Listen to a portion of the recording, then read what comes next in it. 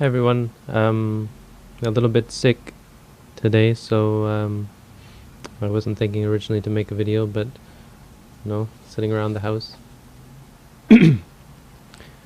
So I thought I'd go into one question that has come up a lot, and I've tried to stay away from it, um, and that is how I got into Buddhism and ultimately became a monk. But I think, yeah, it's probably worth explaining or getting over, because there's a lot of people wondering who I am, whether they can um, whether they can trust the things I say and so on, wondering where I'm coming from, what my background is.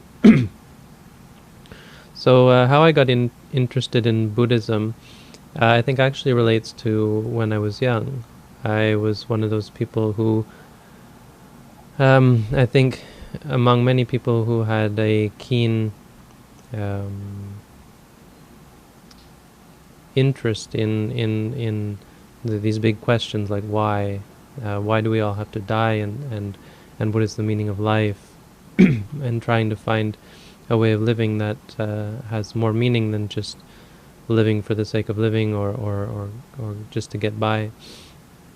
I remember thinking about my family and all, and just realizing one day when I was about 8 that everyone in my family is going to die, that all the people I knew are going to die, that this is a fact of life. And it hit me really quite profoundly, and it was something that posed questions in my mind. Why, or what do we do about this? There's nothing we can do. It was a sense of hopelessness.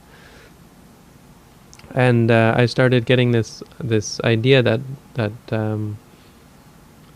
my understanding of life was that we go to school to get a job, to get to collect money, to get old, or to retire, and by the time we retire, we're old, and we've lived most of our life out, and haven't gained anything from it. So even when I was young, when I was, I think, maybe 11 or 12, I was really set in this idea that the ordinary way of living was meaningless, and I had to do something to find a way out.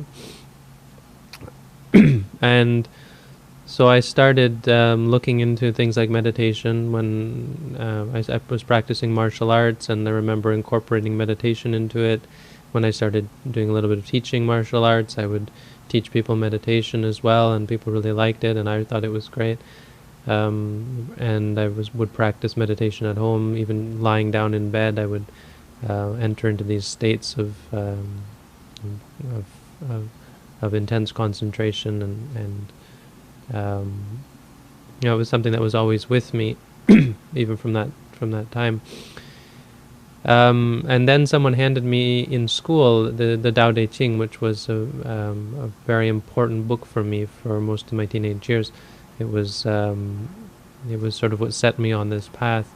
I instantly, reading this book, was instantly converted and thought, I'm a Taoist. And from then on, when people asked, I said I was a Taoist, and this is what I believed in, and this is what resonated with me, was this teaching in the Tao Te Ching.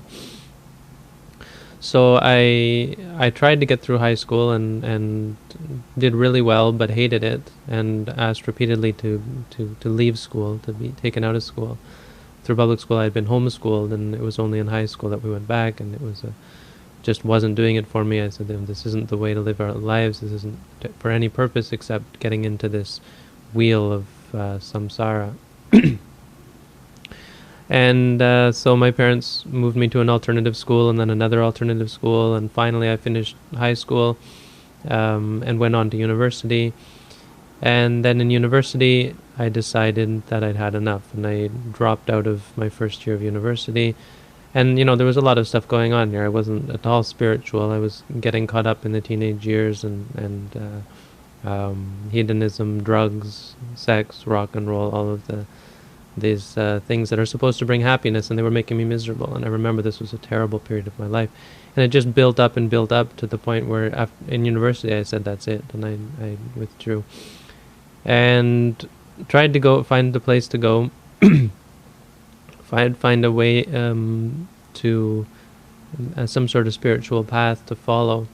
I was thinking of going to Central America to do all the these crazy hallucinogenic drugs and the with the shamans and so on. I was still sort of in that mode and a little bit lost. Didn't know where to go. But people kept pushing me to go to Thailand. There was, this person would talk about Thailand, that person would talk about Thailand, until finally one of my rock climbing friends suggested that we go there to do some rock climbing. So I took him up on that, thinking, this will give me a chance to practice, to follow Taoism, to follow these Taoist teachings. From Thailand, I'll make a trip to China or Japan, maybe get into some Zen or something. Try to find some place. And I was joking with people that I would, my intention was to become a monk, but, I never really took it seriously. I was looking for something, and I thought, I'll find the truth. I'll find some spiritual path. When I got to Thailand, it wasn't really what I had hoped for, and I wasn't really even looking in Thailand. I wasn't interested in Buddhism actually at all, except maybe Zen Buddhism. I was more interested in Taoism, and I was thinking about going to China. So I spent some time looking around and reading up on what's going on in China and where I could find some kind of Taoist teachings. And I didn't have much luck, but I bought a ticket to go to China, got my visa already, and I was ready to go. And then finally it just kind of hit me that, China's probably not going to be the most spiritual places. It's a communist country. At the time it wasn't yet even openly Buddhist. It was a pretty scary thing to just go into China not knowing anyone. So I changed my mind and went to meditate in Thailand, which turned out to be, I think, the right choice. It helped me to understand what is Buddhism, because when you read about Buddhism, often it's people talking about suffering, and it seems quite dry and dull and boring, especially sometimes the way it's presented. But when I went to meditate and started actually practicing instead of just reading and theorizing and thinking about it, it really helped me to understand what was this thing I was looking for. This talking about wisdom, and it kind of seemed in the beginning that wisdom would be something that you talk about and you just get it. But now, once I started meditating, wisdom became something that you understand, you realize for yourself through experience, through seeing for yourself. So I spent a month there meditating, and that changed my life. I would say that's probably the most important thing I've ever done. And then I went back. I was, it was kind of 50-50. Should I stay? Should I go? And someone suggested I should go back and get my education if my parents wanted me to. So I followed that advice and went back and spent the next 2 years. This is where you get into where my becoming a monk. So I'm just talking about my background, but I want you to understand it's a little bit convoluted. You may not become a monk in exactly this way, because it took me 2 years to get my parents, almost consent. In Buddhism, we have this rule that if you're going to become a monk, your parents have to agree on it. And it's a useful rule because it's very difficult to meditate if you have problems with the people that are close to you.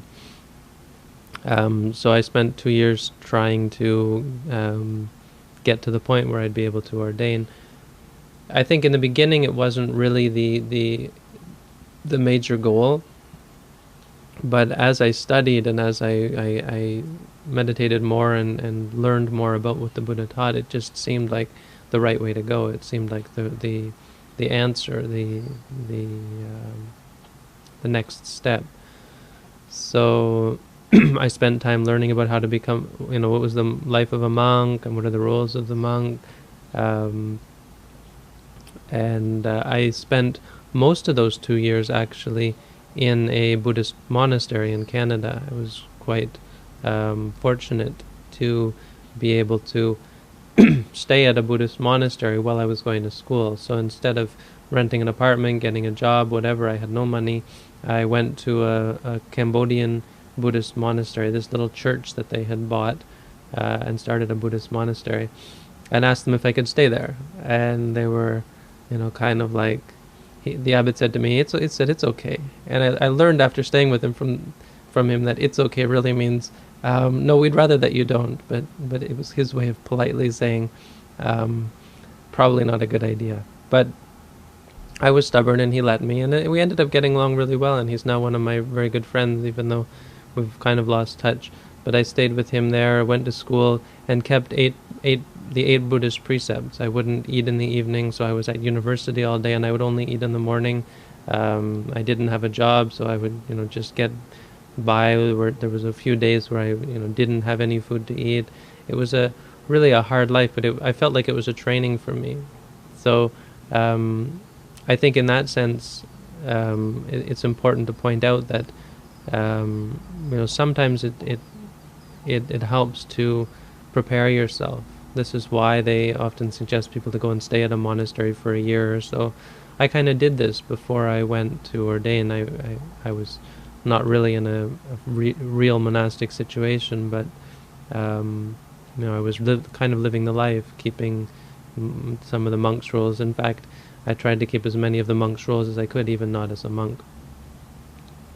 But finally it became too much, and I decided that school wasn't going to work for me. And so I went back to Thailand, ordained as a monk. And the only way I could manage to ordain as a monk is if I promised my parents that I would come back and continue to learn. I said, don't worry, I'll become a monk, but I'll still come back and study. So I did. I became a monk, and then in the middle of the winter I went back to Canada and went back to school as a monk.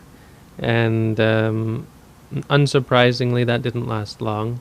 I wasn't into it. I had kind of had enough of school. Well, I'd had enough of school many years ago, actually, but it was sort of an agreement that I'd had with my father that I'd go back to school. And so in the end, I broke the agreement. I said, I can't do it. It's not going to work. I have to follow my way. And so I left, did about a half a year of school, hung out for a while, did some stuff at the monastery, helped these novices, and then went back to Thailand. That's my story on how I became a monk. The actual ordination procedure, there's not much to say. I think what's important here is the path that leads up to it, getting your life in order. If you're this kind of person who believes in these sorts of things, that this is the way out. This is the path that has real meaning and benefit and purpose. Then do some meditation. Start on the course. Don't just say, okay, I'm going to go ordain as a monk. I would say these people don't tend to make it very far. If that's how you're starting out your spiritual life, you're probably just going to give up and get frustrated and go home, because you're not really ready for it. It's a big step. For me, it was 2 years of meditation, study, and just generally living the monastic life. And so if you can do that first, I think you'll be greatly benefited. When the day came to be ordained, there were 18 of us who ordained, and I'm the only one left. Most of them disrobed within a week. That's standard. But even the ones who had decided to stay on never made it. There were 2 other Westerners and 15 Thai people, and they've all disrobed. And I felt ready for it. For me, it wasn't a big deal. It was it felt great. It was like a final release. And yes, I've made it.